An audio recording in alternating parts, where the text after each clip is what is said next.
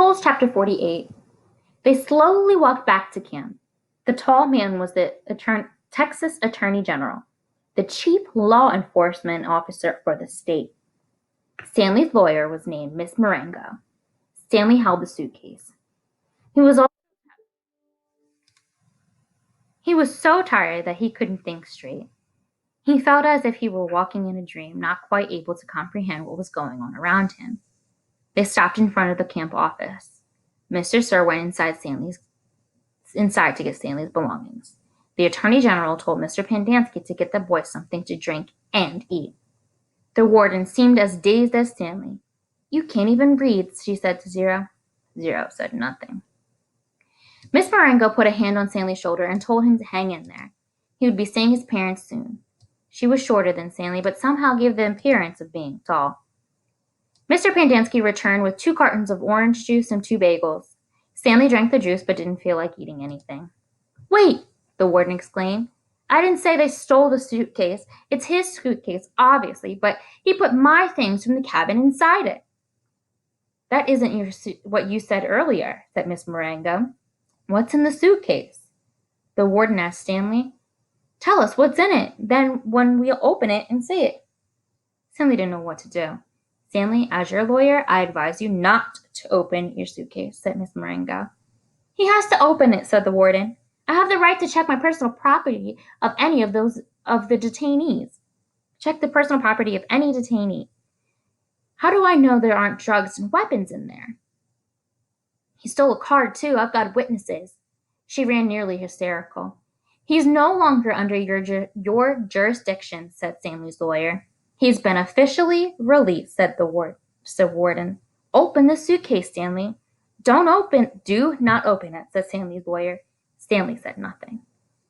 Mr. Sir returned from the office with Stanley's backpack and clothes. The Attorney General handed Miss Marengo a sheet of paper. "You're free to go," he said to Stanley. "I know you're anxious to get out of here, so you can keep the orange suit as a souvenir, or burn it, whatever you want. Good luck, Stanley." He reached out of his hand to shake, but Miss Marengo hurried Stanley away. "Come on, Stanley," she said. "We have a lot to talk about." Stanley stopped and turned to look at Zero. He couldn't just leave him there. Zero gave him a thumbs up. "I can't leave Hector," said Stanley. "I suggest we go," said the lawyer with a sense of urgency in her voice. "I'll be okay," said Zero. His eyes shifted toward Mr. Pendanski on one side of him, then the warden on the other. "There's one thing I can do for your friend," said Miss Marengo. "There's nothing I can do for your friend," said Miss Marengo. "You are released pursuant to an order of the judge." "They'll kill him," said Stanley. "Your friend is not in danger," said the Attorney General. "There's going to be an investigation into everything that's happened here. For the present, I am taking charge of the camp." "Come on, Stanley," said his lawyer. "Your parents are waiting." Stanley stayed where he was. His lawyer sighed. May I have a look at Hector's file?" she asked. "Certainly," said the Attorney General. "Miss Walker, go get Hector's file." She looked at him blankly. "Well," the warden turned to Mr. Pendanski. "Bring me Hector Zeroni's file." He stared at her. "Get it," she ordered. Mr. Pendanski went into the office. He returned a few minutes later and announced the file was apparently misplaced. The Attorney General was outraged. "What kind of camp are you running here, Miss Walker?" The warden said nothing. She stared at the suitcase. The Attorney General assured Stanley's lawyer that he would get the records. "Excuse me while I call my office." He turned back to the warden. "I assume the phone works?" He walked to the camp office, slamming the door behind him. A little while later, he reappeared and told the warden he wanted to talk to her. She cursed and went inside. Stanley gave Zero thumbs up. "Caveman, is that you?" He turned to see Armpit and Squid coming out of the rec room. Squid shouted back in the rec room, "Caveman and Zero are here!" Soon all the boys from Group D had gathered around him and Zero. "Good to see you, man," Armpit said, shaking his hand. "We thought you were buzzard food." "Stanley's going to be released today," said Mr. Pendanski. "Way to go," said Magnet, hitting him on the shoulder. "And you didn't even have to step on a rattlesnake," said Squid. Even Zigzag shook Stanley's hand. "Sorry about, It's cool," said Stanley. We had to lift the truck clear out of the hole, Zigzag told him. It took everybody in C, D, and E. We just picked it right up. It was real cool, said Twitch. X-Ray was the only one who didn't come over. Stanley saw him hang back behind the others a moment, then returned to the rec room. Guess what, said Magnet, glancing at Mr. Pendanski. Mom says we don't have to dig any more holes. That's great, said Stanley. Will you do me a favor? Asked Squid. I guess, Stanley agreed, somewhat hesitantly. I want you to... He returned to Miss Marengo. Hey, lady, you have a pen and paper I can borrow? She gave it to him, and Squid wrote down a phone number, which he gave to Stanley. Call my mom for me, okay? Tell her I said I was sorry. Tell her Alan said he was sorry.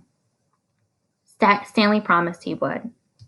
Now you be careful in the real world, said Armpit. Not everybody's as nice as us. Stanley smiled. The boys departed when the warden came out of the office. The Attorney General was right behind her. My office is having some difficulty locating Hector Zeroni's file, the Attorney General said. So you have no claim of authority over him? Asked Miss Marengo. I didn't say that. He's in the computer. We just can't access his records. It's like they've been falling through a hole in cyberspace. A hole in cyberspace? Miss Marengo repeated. How interesting. When is his release date? I don't know. How long has he been here? Like I said, we can't. So what are you planning to do with him? Keep him confined indefinitely without justification while you go crawling through the black holes in cyberspace? The Attorney General stared at her. He was obviously incarcerated for a reason. Oh, and what reason is that? The Attorney General said nothing. Stanley's lawyer took hold of Zero's hand. Come on, Hector. You're coming with us. Chapter 49. There never used to be yellow-spotted lizards in the town of Green Lake. They didn't come to the area until after the lake dried up. But the townsfolk had heard about the red-eyed monsters living in the desert hills. One afternoon, Sam the Onion Man and his donkey, Mary Lou, were returning to his boat, which was anchored just a little offshore. It was late November, and the peach trees had almost lost all of their leaves. Sam, someone called. He turned around to see the three men running after him, waving their hats. He waited.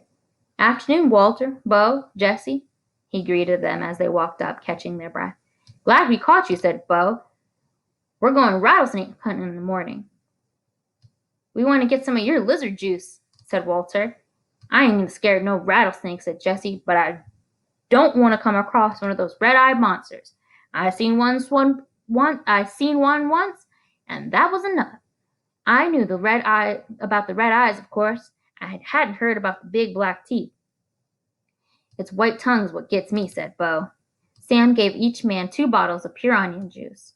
He told them to drink 1 bottle before going to bed that night, then a half bottle in the morning, and then half the bottle at lunchtime. You sure this stuff works? Asked Walter.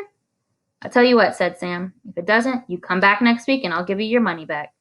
Walter looked around on shore as Bo and Jesse laughed. Then Sam laughed too. Even Mary Lou let out a rare hee-haw. Just remember, Sam told the man before they left, it's very important you drink a bottle tonight. You got to get into your bloodstream. The lizards don't like onion blood. Stanley and Zero sat in the back seat of Miss Marengo's BMW. A suitcase lay between them.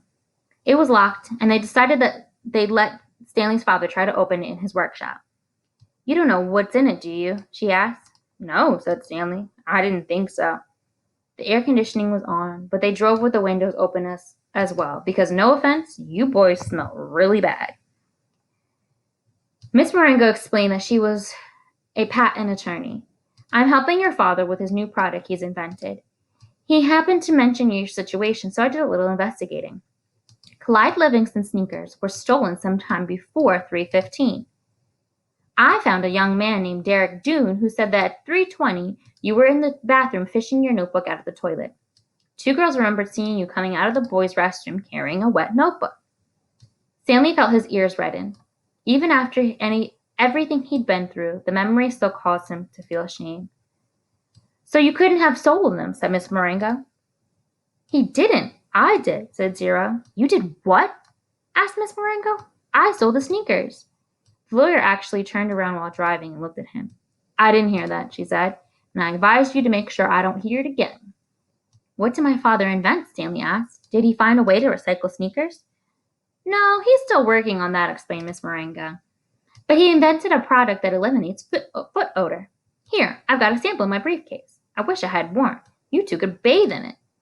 She opened her briefcase with one hand and passed the small bottle back to Stanley. It had a fresh and somewhat spicy smell. He handed it to Zira. What's it called? Stanley asked.